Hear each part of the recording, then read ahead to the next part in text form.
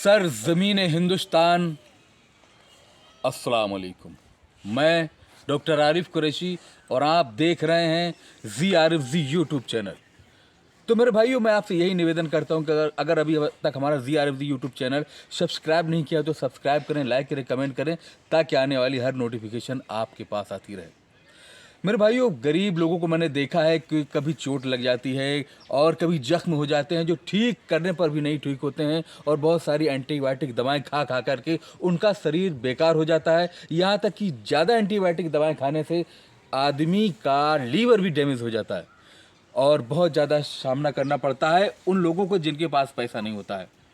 तो मेरे भाइयों, आज मैं आपको एक ऐसा इलाज बता रहा हूं कि अगर किसी के शरीर में पुराना फोड़ा, पुराना फुंसी, या कि यहाँ तक उसका नासूर भी बन गया हो, या कि इंसान में कान में नासूर हो गया हो, या कि आदमी के हाथ पैर में नासूर हो गया हो, जख्म बिल्कुल हरा है, ठीक नहीं हो रहा है, बहुत दवाइयाँ खा डाली, तो आपने बताया है हमारे भाई साहब ने कि ये हमारा बहुत ही प्रैक्टिकल किया हुआ नुस्खा है, जिससे हमने बहुत सारे लोगों का नासूर ठीक कर दिया है। मसलन व्यक्ति का कान बहता है, कान से ब्लड आता है, कान से मवाद आता है, कान में शून्यपन हो गया है, यानी कि आपको जब आपका कान बहता है, जब आपका कान शून्य हो जाता है, तब आपको इसका उपयोग करना चाहिए। तो किस तरीके से करना चाहिए ये मैं अभी बता रहा हूँ। ये जो देख लीजिएगा, एक भांगड़ा होता है, ये असली भांग है। इसकी पहचान ये हमारे भाई साहब बताएंगे। आप इसकी पहचान बताइएगा, क्या क्या फ़र्क होता है भांगड़ा और भांग में। देखिए, मैं बताना चाहता हूँ कि जो भांग का पेड़ होता है उसमें सिर्फ पत्तियाँ ज़्यादा दिखाई देंगी, और जो नुस्खा जो बताया गया इसके बारे में मैं बताना चाहता हूँ कि इसमें जो ये आपको इसमें जो लगी हुई पत्ती के बीच में जो गांठ दिखाई दे रही है, इसको कली कहते हैं, गांजे की कली। तो इसका जो अर्क होता है, इसको काले कलर का जब हो जाता है तो इसको जो मीचते हैं तो उसमें से वो अर्क निकलता, वो कारगर जो उपाय है वो इसी के द्वारा वो ठीक किया जा सकता है। जैसे कि आपने क्या क्या इस पर प्रैक्टिकल किया है? जैसे कि कहीं अगर जख्म हो गया है, फोड़ा फुंसी है, या कट गया है, तो उसमें इसका अर्क लगाने से तत्काल उसमें प्रभाव डालता है और ठीक होता है। और जैसे कि आपको बवासीर है तो बवासीर के उसमें भी ये नासूर ना बनने देने से रोकता है और उसको ठीक करता है इसका अर्क। अच्छा, आपने लगभग कितने लोगों को बवासीर की दवा से इससे ठीक कर दिया है? कई लोग ऐसे हैं जिनको मैंने प्रैक्टिकल तो करवाया ही है, इसके बाद भी उन लोगों ने और लोगों को भी इसके लिए जो है बताया है, तो उन लोगों ने भी अगर इसका प्रयोग किया है तो उसमें वास्तव में उनको जो है इसके लाभ दिखाई दिए और उनको आराम मिला है। अच्छा, धार्मिक भावनाओं से आपको किस तरीके से देखते हैं इसको?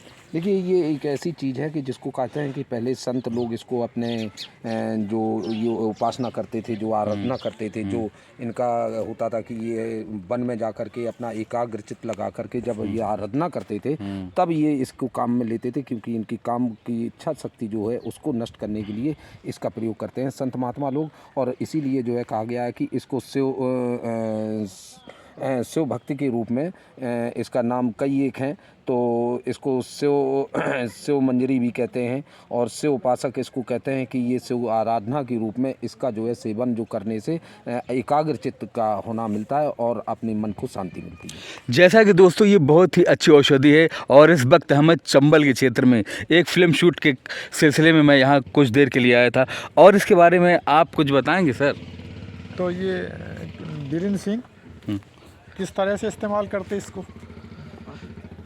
चलिए, चाचा जी हमारे चिलम में रख के इसको चिलम में रख के पीते हैं। तो इसको क्या फ़ायदा होता है चिले में रख के पीने से? अब नशा होता है उसमें, मतलब इधर उधर दिमाग नहीं दौड़ता है। अच्छा, यानी कि सर का कहना ये है कि हम लोगों ने ये प्रयोग किया है कि अगर हमारा मतलब मन कभी गलत काम करने के लिए विचलित होता है, तो अगर से वो ये पी लिया जाता है तो उसका जो है गलत काम में उसका मन भटकता नहीं है। मेरे भाइयों, इस बारे में आपका क्या कहना है ज़रूर कमेंट करके बताइएगा।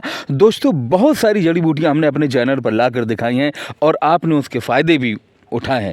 अभी आपने भांगड़ा, भांगरी, तमाम तरीके के इसी तरीके की कपूरिया और मगरमच्छ तो होता है बिल्कुल सेम इसी तरीके का जो हम सांप के काटने पर सूंघाते हैं। लेकिन भाइयों, ये है भांग, और इस भांग के गांजा भी इससे बनता है।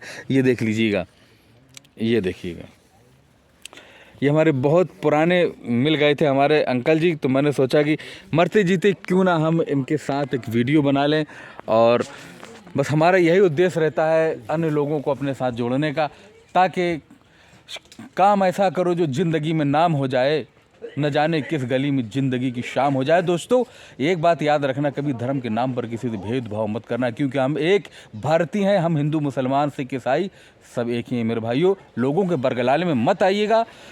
याद रखना, अगर अपनी संत अच्छा सा जीवन जीना चाहते हैं तो बस निवेदन है कि सभी धर्म एक साथ होकर रहें। ना कोई छोटा है ना कोई बड़ा है, सबसे अगर बड़ी है तो इंसानियत है। इंसानियत से बढ़कर कोई धर्म नहीं है। तो मिलते हैं फिर एक नए वीडियो में एक नई जानकारी के साथ। तब तक के लिए आज्ञा दीजिए अपने भाई को। खुदा हाफिज़।